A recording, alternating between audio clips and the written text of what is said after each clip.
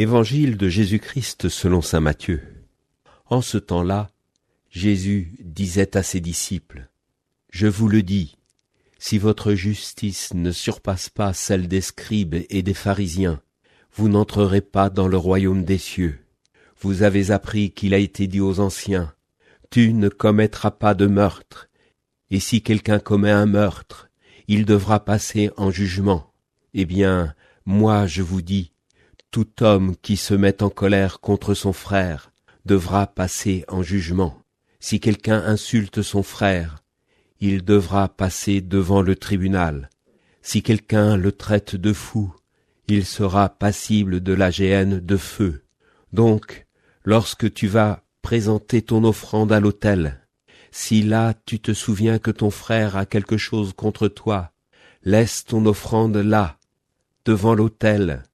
Va d'abord te réconcilier avec ton frère, et ensuite viens présenter ton offrande.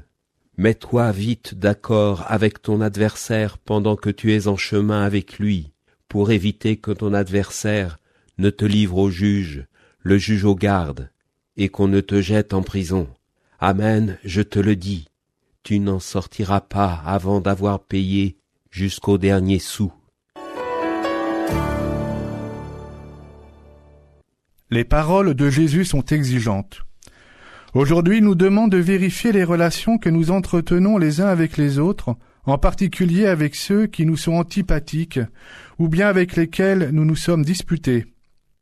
S'il est une expérience partagée par toute la nature humaine, c'est bien celle-là.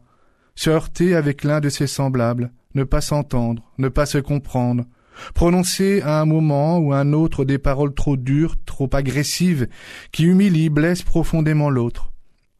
Jésus va plus loin que le commandement « Tu ne commettras pas de meurtre ». Il rappelle de manière radicale que l'amour doit être le moteur de l'obéissance. Ainsi renvoie-t-il chacun de ses auditeurs à la racine même de son obéissance à la loi, à son intériorité. Jésus insiste aussi sur l'offrande que nous portons à l'autel. Celle-ci ne doit pas être déconnectée de notre vie quotidienne, sous peine d'être artificielle, voire mensongère. En chaque Eucharistie, nous rendons grâce pour le Christ qui s'est offert pour la multitude et a donné sa vie pour le salut du monde. Sa vie a surabondé à la résurrection et nous communions à cette vie. Cette vie est aussi plus forte que toutes les petites morts qui nous habitent, les ruptures, les trahisons, les méchancetés qui habitent notre cœur et divisent l'humanité. S'il est vrai que certaines situations de notre existence nous paraissent insurmontables, comme une haine tenace ou un ressentiment trop fort, la prière de l'Eucharistie redonne une immense espérance et une grande force. Rien n'est impossible à Dieu, il a tué la mort. Submergé par la haine, le Seigneur a pardonné, et cette prière nous oblige à ne pas désespérer de nous-mêmes si nous nous sentons incapables de pardonner pour le moment, ou bien si les cicatrices restent encore bien douloureuses. Jésus nous demande par contre de faire tout ce qui est possible pour nous réconcilier. Certains catholiques ont le courage de venir recevoir la bénédiction dans le cortège de communion. Ce n'est pas tant du scrupule que de décider de vivre une démarche de vérité avec eux-mêmes. Cet effort, tout en les privant de la communion sacramentelle, les pousse à changer et peut-être à aller à la rencontre du frère ou de la sœur blessée.